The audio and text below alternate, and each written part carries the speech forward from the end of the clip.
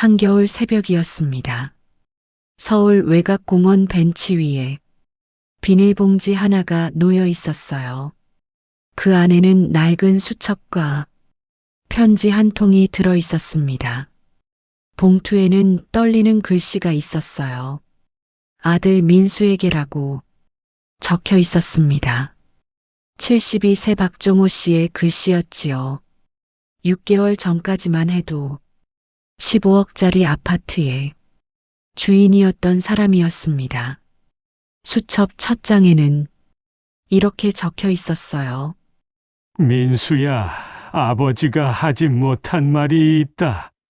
민수야, 이 편지를 쓰는 아버지의 손이 떨리는구나. 새벽 3시 공원 벤치에 앉아서 이 글을 쓰고 있단다. 아버지가 왜 여기 있는지 너는 모를 거야. 아니, 알고 싶지도 않겠지. 6개월 전 아버지가 평생 모은 15억짜리 아파트를 너한테 넘겨줬잖아. 그날 아버지는 정말 행복했어. 내가 결혼하고 아이까지 생기니까 뭐라도 해주고 싶었단다. 강남에 있는 그 아파트는 아버지가 30년 넘게 한 푼 두 푼 모아서 산 거야. 25에 처음 서울 올라와서 공장에서 일하고 택시도 몰고 새벽 배달도 했단다. 너희 엄마가 살아있을 때 둘이서 약속했었어. 이 아파트만큼은 민수한테 물려주자고 말이야. 너희 엄마는 내가 27일 때 떠났지. 그때부터 아버지 혼자 이 아파트를 지켜왔단다. 혼자 살기엔 너무 넓은 집이었어. 하지만 너희 엄마 흔적이 곳곳에 남아 있었거든.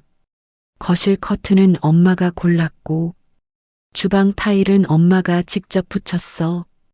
베란다 화분도 엄마가 심은 거였단다. 그 집에서 아버지는 외롭지 않았어. 엄마가 아직 거기 있는 것 같았거든. 그런데 민수야, 내가 35에 결혼하고 아이가 태어나니까 집이 좁다고 했잖아. 전셋집에서 아이 키우기 힘들다고 했을 때 아버지 마음이 얼마나 아팠는지 모른단다. 며느리가 처음 왔을 때 참 좋은 사람이라고 생각했어. 예의 바르고 밝았거든. 아버님, 제가 잘 모시겠습니다. 며느리가 그렇게 말했을 때 아버지는 눈물이 날 뻔했단다. 그래서 결심한 거야. 이 아파트를 너한테 주기로. 부동산에 가서 명의를 내 앞으로 바꿨어. 증여세도 아버지가 냈단다. 3억이 넘는 세금이었지만 아깝지 않았어. 내 아들이 편하게 살 수 있다면 그걸로 된 거라고 생각했단다. 명예 이전하던 날 법무사 앞에서 아버지는 웃었어. 이제 이 집은 내 거다. 민수야, 아버지는 내가 행복하면 그만이야. 너도 고마워하며 말했지. 아버지 정말 감사합니다. 제가 평생 모시겠습니다. 걱정하지 마세요. 그 말을 들었을 때 아버지는 세상을 다 가진 기분이었어. 돈이 아깝다는 생각은 단 1초도 하지 않았단다. 너희 엄마한테 약속을 지켰다는 안도감도 있었어. 하늘에서 엄마도 웃고 있을 거라고 생각했지. 그런데 민수야, 아버지가 몰랐던 게 있었어. 그 아파트를 넘긴 순간부터 모든 게 달라질 거라는 걸 아버지는 상상도 못했단다. 지금 생각하면 그날이 아버지 인생에서 가장 행복했던 마지막 날이었어. 그 다음 날부터 조금씩 무너지기 시작했거든. 아직 이 편지 첫 장밖에 쓰지 못했구나. 하지만 민수야, 아버지가 다 말해줄게. 왜 이 새벽에 공원 벤치에 앉아 있는지 천천히 이야기해 주마. 민수야, 아버지가 그 아파트를 어떻게 모았는지 알려줄게. 25에 서울 올라왔을 때 아버지 주머니에는 30만 원밖에 없었단다. 충청도 시골에서 농사 짓던 할아버지가 그게 전부라며 쥐어주셨어. 서울역에 내렸을 때 사람들이 너무 많아서 겁이 났었단다. 하지만 돌아갈 수는 없었어. 할아버지 할머니가 더 이상 나를 먹여 살릴 형편이 안 됐거든. 구로공단 근처 쪽방에 짐을 풀었어. 방이라고 하기엔 너무 좁았단다. 곰팡이 냄새가 났고 벽지는 눅눅하게 젖어 있었어. 하지만 불평할 처지가 아니었지. 공장에서 일을 시작했어. 아침 6시부터 밤 10시까지 기계 앞에 서서 부품을 조립했단다. 손이 갈라지고 피가 났지만 장갑 위에 테이프를 감고 계속 일했어. 한 달 월급이 70만 원이었단다. 그중 50만 원을 저축했어. 밥은 공장 식당에서 해결하고 나머지 20만 원으로 한 달을 버텼지. 그렇게 3년을 모으니 2천만 원이 됐어. 아버지 인생에서 처음 만져본 큰 돈이었단다. 30에 택시 기사 면허를 땄어. 낮에는 공장, 밤에는 택시. 잠은 4시간도 못 잤단다. 그때 너희 엄마를 만났어. 택시에 탄 손님이었지. 을지로에서 종로까지. 짧은 거리였는데 내릴 때 지갑을 두고 갔거든. 아버지가 다음 날 일부러 그 근처를 돌았단다. 사흘째 되는 날 같은 시간 같은 장소에서 엄마를 다시 만났어. 지갑 돌려드리려고 사흘간 여기를 돌았습니다. 아버지가 그렇게 말하니까 엄마가 웃었단다. 세상에 이런 사람도 있구나. 엄마가 그렇게 말했어. 그게 시작이었지. 32에 결혼하고 전셋집을 구했어. 보증금 3천만 원이 아버지의 전 재산이었단다. 엄마는 불평하지 않았어. 오히려 아버지한테 당신은 성실한 사람이니까 걱정 안 한다고 했지. 35에 내가 태어났어. 병원에서 너를 처음 안았을 때 아버지는 세상에서 가장 부자가 된 기분이었단다. 이 아이한테는 아버지처럼 가난하게 살게 하지 않겠다고 그날 맹세했어. 그래서 더 악착같이 일했단다. 새벽 배달을 추가로 했어. 신문 배달, 우유 배달. 가리지 않았지. 너희 엄마도 같이 일했어. 식당에서 파트타임을 하고 재봉틀로 부업도 했단다. 둘이 합쳐서 한 달에 200만 원씩 모았어. 1년이면 2,400만 원이었지. 내가 초등학교 들어갈 때쯤 겨우 1억을 모았단다. 10년이 걸렸어. 그때 작은 아파트를 샀어. 경기도 외곽. 5천만 원짜리였지. 나머지 5천만 원은 대출이었어. 민수야, 내가 그 아파트를 기억하니? 베란다에서 비행기가 보인다고 좋아하던 그 집 말이야. 아버지는 그 집에서 매일 밤 내가 잠든 후에 다시 택시를 몰러 나갔단다. 졸음을 참으며 핸들을 잡고 내비게이션 불빛만 보면서 새벽 거리를 달렸어. 그게 30년이었단다. 아파트를 사고 팔고 조금씩 넓히고 조금씩 올라갔지. 경기도에서 서울 외곽으로, 서울 외곽에서 강남으로. 그 기나긴 여정의 끝에 15억짜리 아파트가 있었어. 30년 동안 아버지의 청춘과 건강과 너희 엄마와의 시간을 모두 바쳐서 얻은 거였단다. 그런데 민수야, 그 30년의 무게를 너는 알고 있었을까?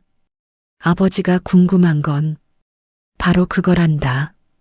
민수야, 아파트 명의를 넘기던 날 이야기를 해줄게. 그날은 5월이었어. 햇살이 참 따뜻했단다.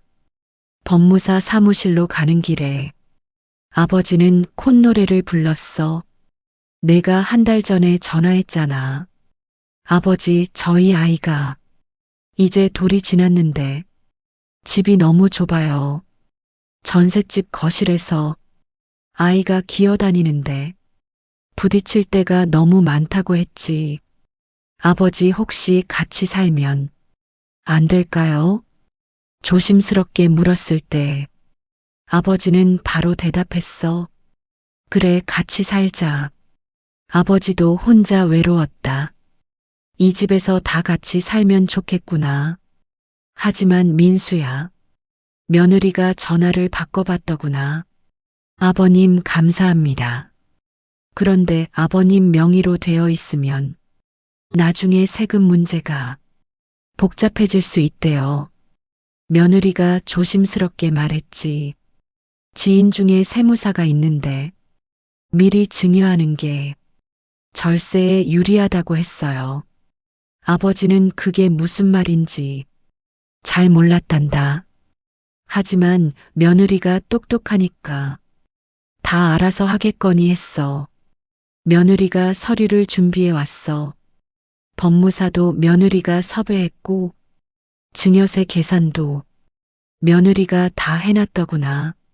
아버님, 여기 서명만 하시면 됩니다.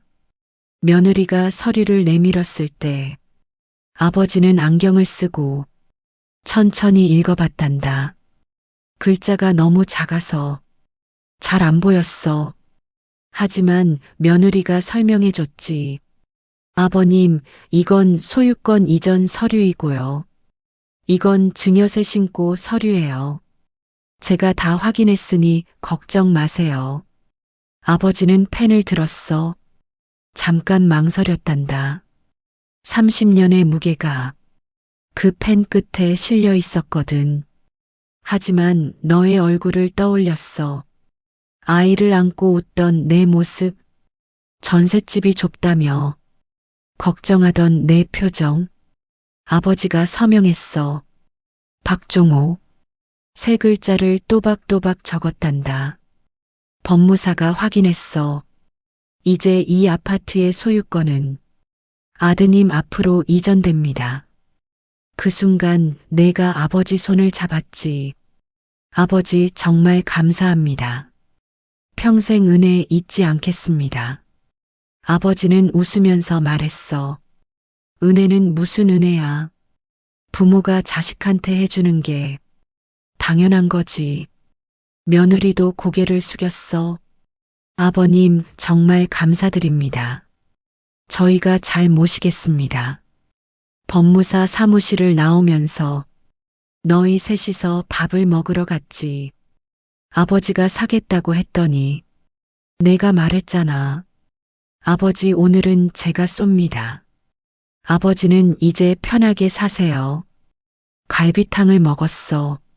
아버지는 그 갈비탕이 세상에서 제일 맛있었단다. 며느리가 아이를 안고 와서 아버지 옆에 앉혔지. 할아버지한테 인사해. 며느리가 아이에게 말했어. 아이가 아버지를 보고 웃었단다. 이가 2개밖에 안 나온 작은 입으로 까르르 웃었어. 그 웃음소리에 아버지는 또 눈물이 날 뻔했어. 이게 행복이구나. 이게 가족이구나 싶었지. 집에 돌아오는 길에 아버지는 하늘을 올려다봤어. 여보, 우리 약속 지켰소. 민수한테 집을 물려줬소. 너희 엄마가 하늘에서 듣고 있을 거라고 아버지는 믿었단다. 그날 밤 아버지는 오랜만에 편안하게 잠이 들었어. 모든 짐을 내려놓은 기분이었지. 30년 동안 짊어졌던 무거운 짐을 말이야. 하지만 민수야, 그 편안함은 오래가지 않았어.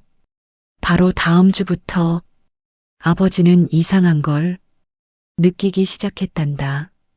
지금 생각하면 그 갈비탕 집에서의 그 시간이 우리 가족이 함께한 마지막 행복이었어. 민수야, 아파트 명의를 넘기고 일주일쯤 지났을 때였어. 아버지가 거실에서 텔레비전을 보고 있었는데 며느리가 다가왔단다. 아버님, 잠깐 말씀드릴 게 있어요. 며느리가 조심스럽게 말했지. 아버님, 방을 작은 방으로 옮기시면 안 될까요?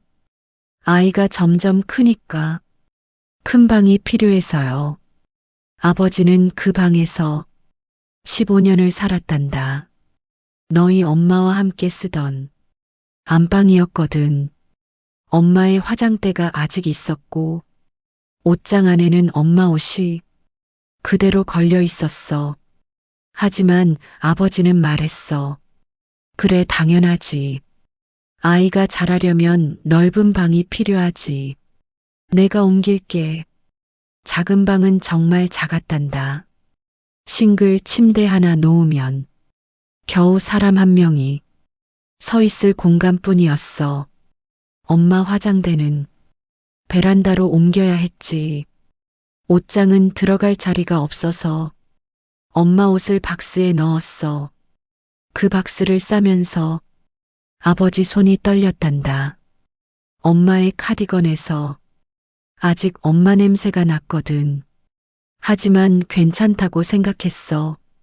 손주가 넓은 방에서 뛰어다니는 게 더 중요하니까. 그게 시작이었단다. 다음 주에는 며느리가 또 찾아왔어. 아버님, 거실에서 텔레비전 보실 때 볼륨을 좀 줄여주세요. 아이가 낮잠을 자거든요. 나는 알겠다고 했어. 볼륨을 최소로 줄였단다.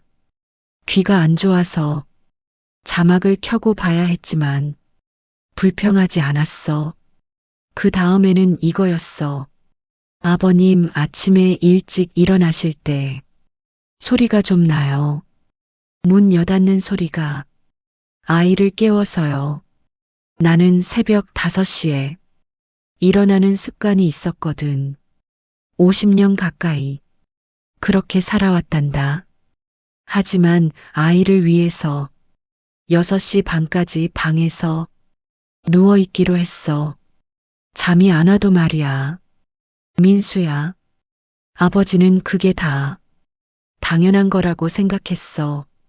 아이가 있는 집에서 어른이 양보하는 게 맞다고 생각했거든. 한 달쯤 지났을 때 며느리의 태도가 조금씩 달라지기 시작했단다. 아버님, 냉장고에 있던 아버님 김치는 제가 따로 뒀어요. 냄새가 다른 음식에 배어서요. 내가 담근 김치였어. 너희 엄마한테 배운 레시피로 직접 담근 거였단다. 그 김치가 베란다 스티로폼 박스로 옮겨졌어. 나는 웃으면서 그래, 미안하다, 냄새가 났구나 하고 넘어갔지. 그 다음에는 화장실이었어. 아버님, 화장실 쓰실 때 물을 좀 아껴주세요. 수도세가 많이 나와서요. 민수야, 아버지가 물을 낭비한 적은 한 번도 없었단다. 평생 아끼면서 살아온 사람이거든. 하지만 아버지는 더 짧게 씻기 시작했어. 3분 안에 모든 걸 끝내려고 했단다. 어느 날은 며느리가 내게 하는 말을 들었어. 여보, 아버님이 집에만 계시니까 좀 답답하지 않아? 어디 경로당 같은데 다니시면 좋겠는데. 내가 뭐라고 했는지 아니. 조금만 참아. 아버지도 적응하시는 중이야. 민수야, 너는 그때 아버지 편을 들어줬어. 그게 고마웠단다. 하지만 동시에 슬펐어. 참아라는 말은 아버지가 참아야 할 존재라는 뜻이었으니까. 그때부터였어. 아버지가 식탁에 앉으면 분위기가 어색해지기 시작한 게 며느리가 웃지 않게 됐어. 아버지한테 말을 걸 때 눈을 마주치지 않았단다. 밥을 차려줄 때도 아버지 것만 따로 놓았어. 같은 반찬인데 작은 접시에 담아서 민수야, 아버지는 그게 왜 그런 건지 알고 있었어. 하지만 모르는 척 했단다. 내 집이 아니니까, 내 집이 아니게 됐으니까. 그 생각이 처음 들었을 때 아버지 가슴이 철렁했어. 평생 내 집이었는데 내 집이 아니라는 게 이렇게 무서운 거였구나. 민수야, 이제 그날 이야기를 해야겠구나. 아버지가 이 집에서 나오게 된 그날 말이야. 명의를 넘긴 지 3달이 지났을 때였어. 5월에 넘겼으니 8월이었단다. 무더운 여름이었어. 에어컨을 틀면 며느리가 전기세 걱정을 했고, 안 틀면 아버지 방은 찜통이었지. 작은 방에는 에어컨이 없었거든. 선풍기 하나로 버텼단다. 그날 밤이었어. 아버지가 더위에 잠을 못 자서 새벽 2시에 부엌으로 나갔어. 물을 마시려고. 그런데 거실에 불이 켜져 있었어. 너와 며느리가 소파에 앉아서 이야기하고 있었단다. 아버지는 멈춰 섰어.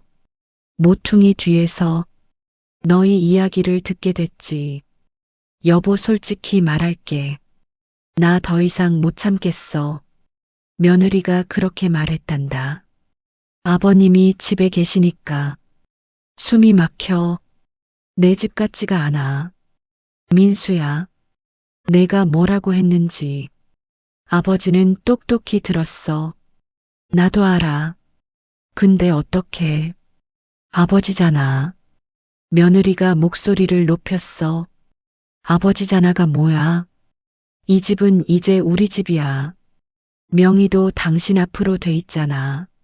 내가 한숨을 쉬었지. 그래, 알아. 근데 바로 나가시라고. 할 수는 없잖아. 며느리가 말했어.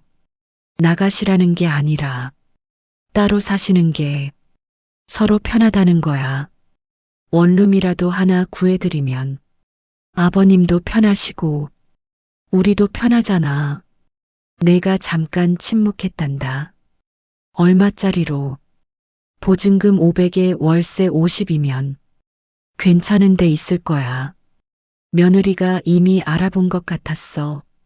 민수야, 아버지는 그 자리에서 다리에 힘이 풀렸단다. 15억짜리 아파트를 주고 보증금 500원룸으로 가라는 말을 내 아들의 입에서 듣게 될 줄이야. 아버지는 소리 없이 방으로 돌아갔어. 이불을 뒤집어 쓰고 입을 틀어막았단다. 울음소리가 새어나올까봐. 그날 밤 한잠도 못 잤어. 천장을 보면서 너희 엄마를 불렀단다. 여보, 나 어떡하면 좋겠소? 다음 날 아침이었어. 아버지가 먼저 말을 꺼냈단다. 민수야, 아버지가 나가서 살까 한다. 너희도 불편하고 아버지도 좀 자유롭고 싶어서. 내가 놀란 표정을 지었지. 아버지, 갑자기 왜 그러세요? 무슨 일 있으셨어요? 아버지는 웃었어. 무슨 일은 무슨 일이야. 그냥 아버지도 혼자만 해. 시간이 필요해서 그래. 며느리가 옆에서 걱정되는 표정을 지었지만 눈빛은 달랐단다. 안도하는 눈빛이었어. 아버님, 정말 괜찮으시겠어요? 혼자 사시면 불편하실 텐데. 며느리가 그렇게 말했지만 아버지는 알고 있었어.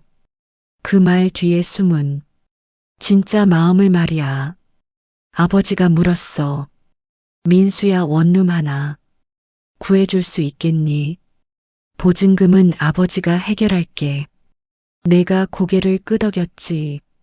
아버지, 제가 알아볼게요. 좋은 데로 구해드릴게요. 민수야, 아버지 통장에 남은 돈이 얼마인지 아니? 증여세 3억을 내고 나니 평생 모아둔 노후 자금 7천만 원이 전부였단다. 보증금 500을 내면 6,500만 원이 남아 월세 50만 원씩 내면 10년 정도 버틸 수 있는 돈이었지. 하지만 병원비 생활비를 빼면 실제로는 5년도 버티기 어려운 돈이었어. 아버지는 그런 계산을 혼자 했단다. 너한테 말하면 부담될까봐. 이사하는 날 아버지 짐은 박스 5개였어. 30년 살았던 집에서 가져갈 게 그것뿐이었단다. 엄마 옷이 든 박스, 사진 앨범이 든 박스, 아버지 옷 2박스, 그리고 엄마 화장대. 엄마 화장대는 원룸에 들어가지 않아서 결국 놓고 와야 했어. 그걸 내려놓을 때 아버지는 엄마한테 미안하다고 속으로 빌었단다. 여보, 미안하오. 당신 화장대를 지키지 못했소. 원룸은 7평이었어. 화장실 포함해서 7평? 창문 하나에 주방이라고 할 것도 없는 싱크대 하나. 짐을 풀고 나서 아버지는 그 좁은 방에 서서 주위를 둘러봤단다. 여기가 이제 아버지의 집이구나. 15억짜리 아파트에서 보증금 500원룸으로. 그게 아버지 6개월째 현실이었어. 민수야, 원룸에서의 생활을 이야기해 줄게. 처음에는 괜찮았어. 혼자만의 공간이 생기니 눈치 보지 않아도 됐거든. 새벽에 일어나도 누구 잠을 깨울 걱정이 없었고, 김치를 꺼내 먹어도 냄새 걱정을 안 해도 됐지. 하지만 민수야, 자유와 외로움은 종이 한 장 차이더구나. 첫 주가 지나니 아침에 눈을 떠도 말을 걸 사람이 없었어. 하루 종일 입을 열지 않는 날이 많아졌단다. 텔레비전을 켜놓아도 대답해주는 사람이 없으니 소리가 더 공허하게 느껴졌어. 손주 웃음소리가 제일 그리웠단다. 까르르 웃던 그 소리가 자꾸 귓가에 맴돌았어. 아버지는 매주 토요일마다 너한테 전화를 했어. 민수야, 이번 주말에 할아버지가 놀러 가도 되겠니? 처음 2번은 괜찮았지. 와서 밥도 먹고 손주랑 놀다가 저녁에 돌아갔단다. 3번째부터 달라졌어. 아버지, 이번 주는 좀 바빠요. 다음 주에 올게요. 다음 주에도 같은 대답이었지. 아버지, 이번 주도 약속이 있어서요. 다음에 제가 찾아갈게요. 하지만 너는 오지 않았단다. 1달이 지나도 2달이 지나도 아버지는 전화를 걸다가 손가락을 멈추기 시작했어. 혹시 내 전화가 부담이 되는 건 아닐까? 이러다가 전화도 안 받을 수 있겠다 싶었지.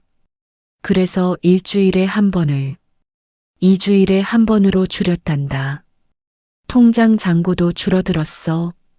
월세 50만 원, 관리비 10만 원, 전기세, 수도세, 가스비 합치면 8만 원.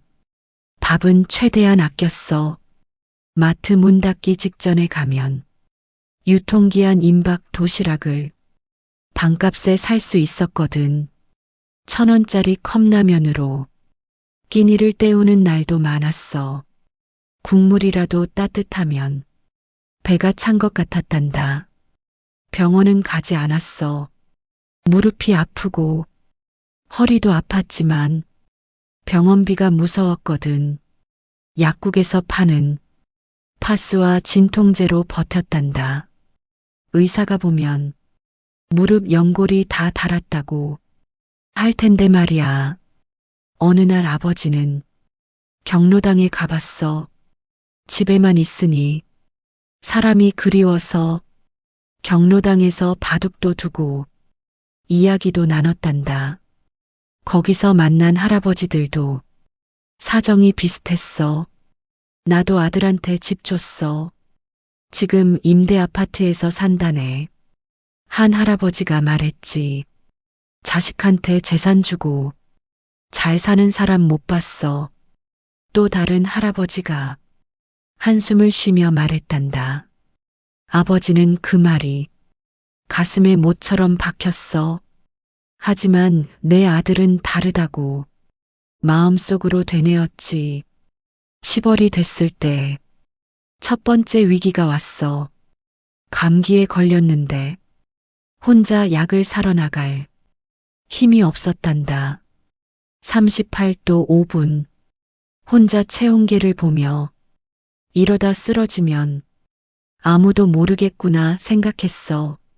너한테 전화할까 했지만 참았단다. 아픈 것까지 알리면 너한테 짐이 될 것 같아서 3일 동안 물만 마시면서 혼자 버텼어. 감기가 나았을 때 아버지는 체중이 3kg이나 빠져 있었지. 거울을 봤단다. 아버지가 아버지를 못 알아볼 뻔했어. 광대뼈가 튀어나오고 눈이 움푹 들어가 있었거든. 민수야, 아버지가 이 원룸에서 매일 밤 하는 일이 있었어. 베개 밑에 사진 한 장을 넣어두고 잤단다. 너희 엄마와 너, 세 식구가 함께 찍은 그 사진 말이야. 내가 5살이었을 때 놀이공원에서 찍은 사진. 엄마가 너를 안고 있고 아버지가 옆에서 웃고 있는 그 사진을 보면서 잠이 들었어.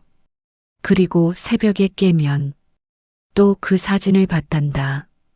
민수야, 갈 곳이 없다는 건 이런 거더구나. 집이 없는 게 아니라 돌아갈 곳이 없다는 게 진짜 갈 곳이 없는 거였어.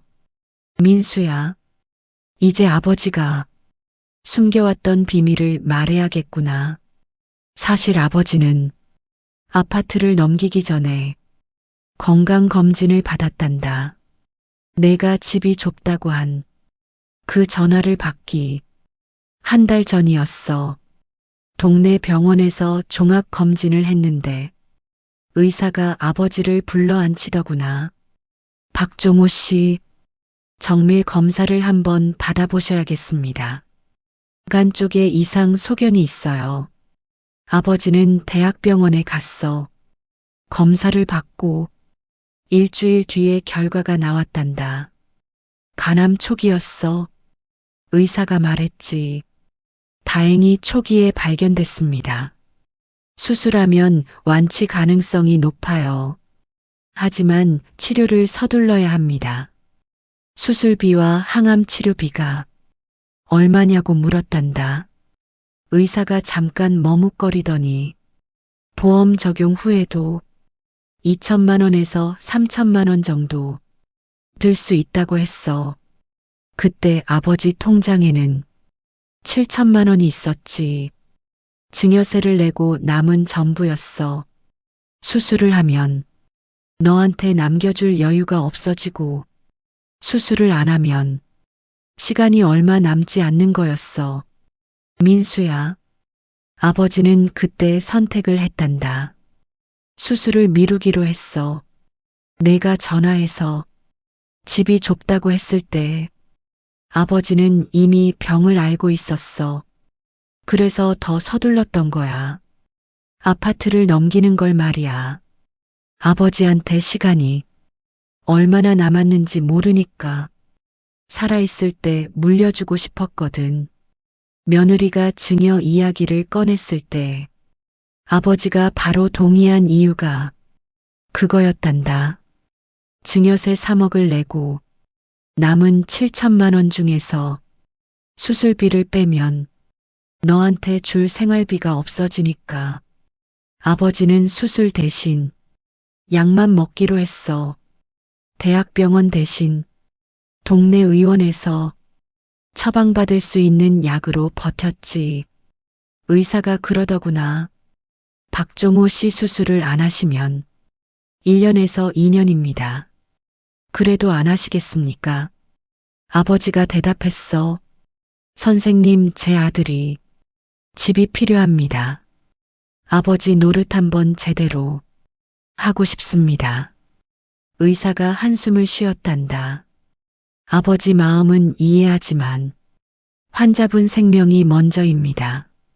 아버지는 웃었어. 선생님 괜찮습니다. 아들이 잘 사는 걸 보는 게 아버지한테는 치료약입니다. 원룸으로 이사한 후에 아버지는 몰래 병원에 다녔단다. 한 달에 한 번 혈액 검사를 받았어. 수치가 조금씩 올라가고 있었지. 의사는 계속 수술을 권했고 아버지는 계속 거절했어. 열일월이 됐을 때 아버지 체중이 7kg이나 빠졌단다. 그래도 너한테는 다이어트 한다고 말했어. 아버지 요즘 건강 관리하고 있어. 경로당에서 체조도 하고 살도 빼고 있다. 전화 너머로 그렇게 말하면서 아버지는 웃었단다. 거짓말이 이렇게 쉬운 거였구나. 12월, 겨울이 왔어. 원룸의 보일러가 제대로 안 돌았단다. 집주인한테 연락했지만 다음 주에 고쳐준다는 말만 반복했어. 아버지는 이불을 세 겹 덮고 잠을 잤단다. 손끝이 시려서 잠에서 깨는 날이 많았어. 어느 날 밤 아버지가 기침을 하다가 피가 나왔어. 휴지에 붉은 것이 묻었단다. 그때 알았어. 시간이 얼마 안 남았다는 걸. 민수야, 아버지가 이 편지를 쓰기 시작한 게 그날이었단다. 너한테 직접 말하면 눈물이 나서 못할 것 같아서 글로 써야겠다고 생각했어. 아들에게 아프다고 말하면 내가 짐이 되고 말하지 않으면 아버지가 짐을 지는 거였지. 아버지는 후자를 택했어. 그게 아버지니까. 민수야, 이게 아버지의 비밀이었단다. 내가 몰랐던 아버지의 진짜 사정이야. 미안하다. 속여서 미안하다. 민수야, 이 편지에서 아버지가 쓰지 못한 부분이 있었단다. 하지만 이건 아버지가 아닌 내 이야기니까 아버지가 상상하며 써볼게. 아마 이 편지를 읽을 때쯤이면 너는 이미 알게 됐을 거야. 아버지에게 무슨 일이 있었는지. 그 전에 하나 말해둘 게 있어. 10월 중순이었단다. 아버지가 경로당에서 쓰러진 적이 있었어. 바둑을 두다가 갑자기 앞이 캄캄해졌지. 경로당 할아버지들이 119를 불러줬단다. 구급차에 실려가면서 아버지가 한 말이 있었어. 아들한테는 연락하지 말아주세요. 괜히 걱정시키기 싫습니다. 하지만 경로당 관리인이 비상연락처에 적혀 있던 내 번호를 봤을 거야. 혹시 그때 전화를 받았니? 아버지는 모르겠구나. 병원에서 검사를 받고 간 수치가 많이 올랐다고 했어. 의사가 이번엔 강하게 말했단다. 보호자분 모시고 오세요. 더 이상 혼자 결정하실 사안이 아닙니다. 수술이 시급합니다. 아버지는 거절했어. 보호자 없습니다. 혼자 결정하겠습니다. 의사가 안타깝다는 표정으로 아버지를 봤단다. 환자분 가족이 알아야 합니다. 알 권리가 있어요. 아버지가 말했지. 선생님, 제 아들은 바쁜 사람입니다. 어린아이도 있고 신혼이거든요. 아버지가 아프다는 걸 알면 그 아이가 얼마나 힘들겠습니까? 의사가 고개를 저었어. 하지만 결국 아버지 뜻을 존중해 줬단다. 민수야, 여기서부터는 아버지가 알 수 없는 내 이야기야. 아마 너는 어느 순간 이상한 걸 느꼈을 거야. 아버지가 전화를 점점 안 하게 됐을 때, 아버지가 경로당에서 쓰러졌다는 소식을 들었을 때, 혹시 아버지 원룸에 온 적이 있니? 아버지가 없는 사이에 문 앞에 과일 한 봉지가 놓여 있었던 날이 있었거든. 그게 너였니? 민수야. 아버지는 내가 올까봐 일부러 깨끗이 치워뒀단다. 약봉지를 숨기고 병원 서류를 서랍 깊숙이 넣었어. 내가 알면 안 됐으니까. 하지만 아버지가 미처 숨기지 못한 게 있었어. 원룸 신발장 위에 올려둔 병원 영수증 한 장. 거기에 진료과가 적혀 있었지. 종양내과. 너는 분명 그걸 봤을 거야. 아니, 보지 못했을 수도 있어. 아버지는 알 수 없단다. 다만 아버지가 바라는 건 내가 이 편지를 읽고 나서 아버지를 용서해 주는 거야. 너한테 아프다는 말을 못한 것을 용서해 주렴. 아들에게 짐이 되기 싫었던 늙은 아버지의 고집을 이해해 주렴. 민수야, 아버지가 이 편지를 쓰면서 가장 힘들었던 부분이 바로 여기란다. 내가 만약 진실을 알게 된다면 내가 얼마나 자책할지 아버지는 알고 있거든. 아버지가 수술을 안 받은 건 내 탓이 아니야. 아버지가 선택한 거야. 아버지가 결정한 거란다. 15억짜리 아파트 대신 아버지의 수술비를 내라고 말할 수 있었는데 그러지 않은 건 아버지의 선택이었어. 내가 죄책감을 느낄 필요가 없어. 절대로. 하지만 하나만 부탁할게. 아버지가 이 세상에서 사라지고 나면 내 아이한테 할아버지 이야기를 가끔 해주렴. 할아버지가 너를 얼마나 사랑했는지 그것만 알려주면 아버지는 그걸로 충분하단다. 민수야, 편지가 거의 끝나가는구나.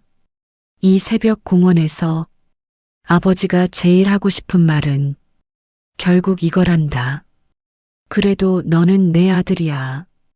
아버지를 원룸으로 내보낸 것, 전화를 잘 안 받은 것, 아픈 걸 몰라준 것, 그 모든 게 내 잘못이 아니야.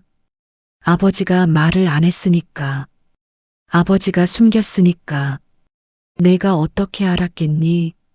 민수야, 아버지는 내가 나쁜 아들이라고 단 한 번도 생각한 적 없단다. 너는 어렸을 때부터 착했어.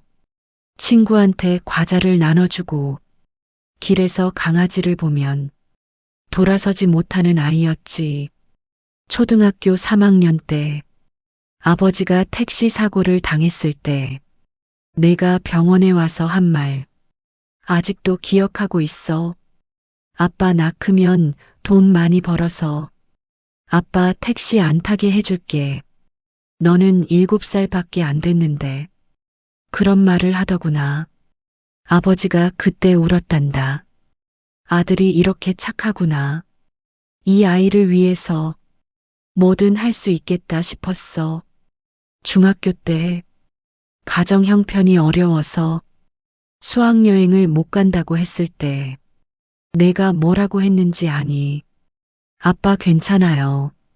저는 집에서 쉬는 게 좋아요. 그 말을 들을 때 아버지 마음이 얼마나 아팠는지 너는 모를 거야. 대학교 등록금을 모아놓지 못해서 내가 아르바이트를 한다고 했을 때 아버지가 새벽 배달을 늘렸어. 너한테 절대 안 알렸지만 일주일에 하루도 쉬지 않고 일했단다. 내가 장학금을 받았다고 기뻐하던 날 아버지는 너보다 더 기뻤어. 내 아들이 고생을 이겨내고 결실을 맺는 모습이 세상에서 제일 아름다웠단다. 민수야, 너는 며느리 말에 아버지를 내보냈지만 아버지는 알고 있어. 내가 울었다는 걸. 며느리가 잠든 후에 거실 소파에서 혼자 앉아 울었다는 걸 아버지는 알고 있단다. 이사하던 날 내가 아버지 짐을 들어주면서 고개를 숙이고 있었잖아. 아버지한테 눈물을 보이기 싫었던 거지. 원룸 문 앞에서 헤어질 때 내가 한 말 기억하니? 아버지 금방 다시 모시러 올게요. 조금만 기다려주세요.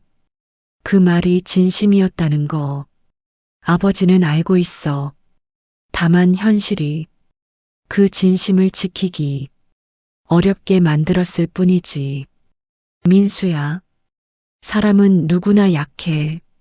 특히 사랑하는 사람 앞에서 더 약해지는 거야.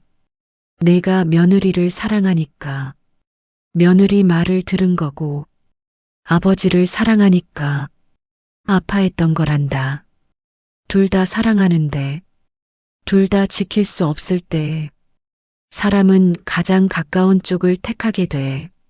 아내와 아이. 그쪽을 택한 내가 잘못한 게 아니야. 아버지도 그랬거든. 너희 엄마가 살아있을 때 아버지의 부모님보다 엄마와 너를 먼저 챙겼단다. 충청도 시골에 계시는 할아버지 할머니를 자주 찾아뵙지 못한 건 아버지도 마찬가지였어. 그러니까 민수야, 아버지를 너무 자책하지 마. 아버지가 이 편지에서 하고 싶은 말은 이거야. 너는 좋은 아들이었어. 지금도 좋은 아들이야. 앞으로도 좋은 아들일 거란다. 그리고 좋은 아버지가 되렴. 내 아이한테 아버지가 너한테 했던 것처럼 모든 걸 주는 아버지가 되렴. 다만 하나, 아버지가 충고할 게 있어. 집은 주지 마라. 사랑은 줘도 집은 주지 마라. 이게 72년을 산 아버지가 배운 교훈이란다. 민수야, 이제 정말 마지막이구나. 새벽 공기가 차갑단다. 손이 곱아서 글씨가 잘 안 써져. 하지만 끝까지 쓸게. 아버지가 마지막으로 해야 할 말이 있으니까 먼저 고마웠다. 너를 아들로 두어서 아버지 인생이 행복했어. 25에 서울 올라와서 가진 거라곤 30만 원뿐이었던 아버지한테 너는 전부였단다. 내가 태어나던 날 병원 복도에서 아버지가 얼마나 울었는지 모른다. 세상에서 가장 작은 손이 아버지 손가락을 잡았을 때 그때 아버지는 맹세했어. 이 아이를 위해서라면 뭐든 할 수 있다고. 그 맹세를 35년간 지켜왔단다. 30년간 아파트를 모은 것도, 증여세 3억을 낸 것도, 수술을 미룬 것도 전부 그 맹세 때문이었어. 민수야, 아버지는 후회하지 않아. 15억짜리 아파트를 너한테 준 걸 후회하지 않단다. 보증금 500원룸에서 컵라면을 먹으며 산 것도 후회하지 않아. 아버지가 후회하는 건 딱 하나야. 너한테 사랑한다는 말을 더 많이 못한 거. 아버지가 그런 말에 서툴렀잖아. 뚝뚝하고 무뚝뚝한 충청도 남자라서 내가 대학교 입학할 때도 축하한다 한마디 못하고 용돈 봉투만 건넸지. 결혼할 때도 기쁘다는 말 대신 잘 살아라 세 글자가 전부였고, 손주가 태어났을 때도 수고했다 한마디 하고 어색하게 서 있었단다. 민수야, 아버지는 그때마다 마음속으로는 이렇게 말하고 있었어. 아들아 사랑한다. 아들아 자랑스럽다. 아들아 내가 있어서 아버지는 행복하다. 이 말을 입 밖으로 한 번도 못 꺼냈어. 그게 아버지의 가장 큰 후회란다. 이 편지가 아버지의 마지막 말이 될 수도 있어. 그러니까 지금이라도 말할게. 민수야, 사랑한다. 내가 어떤 선택을 했든, 어떤 모습이든, 너는 아버지의 전부였어. 그리고 며느리한테도 전해주렴. 아버지가 미안하다고 했다고, 며느리한테 화난 적 없다고, 우리 아들 잘 부탁한다고, 손주한테도 말해주렴. 할아버지가 너를 한 번밖에 못 안아봤지만, 그 한 번이 할아버지한테는 평생이었다고. 민수야, 아버지가 마지막으로 부탁할 게 있단다. 이 편지를 읽고 나서 울지 마라. 아버지는 울상인 내 얼굴보다 웃는 얼굴이 좋거든. 그리고 너희 엄마 곁으로 가면 아버지가 잘 말해둘게. 우리 아들이 잘 살고 있다고. 걱정하지 말라고. 마지막으로 아침 해가 뜨기 시작했어. 공원의 새소리가 들린단다. 아름다운 아침이구나. 민수야, 이제 아버지는 펜을 놓으려 한다. 이 편지가 내 손에 닿을 때 부디 아버지를 기억해 주렴. 30만 원 들고 서울 올라온 25의 청년이 너를 위해 평생을 바쳤다는 것을 사랑한다 아들아. 아버지가 편지는 거기서 끝나 있었습니다. 새벽 공원 벤치 위에 놓인 그 편지를 아들 민수가 발견한 것은 그로부터 이틀 뒤였습니다. 아버지는 병원 중환자실에 누워 있었습니다. 민수는 아버지의 손을 잡고 처음으로 말했습니다. 아버지 사랑합니다. 그 말을 듣고 아버지는 눈을 감으며 미소를 지었습니다. 이 이야기가 가슴에 남으셨다면 구독과 좋아요를 부탁드립니다. 여러분의 응원이 더 좋은 이야기를 만듭니다. 감사합니다.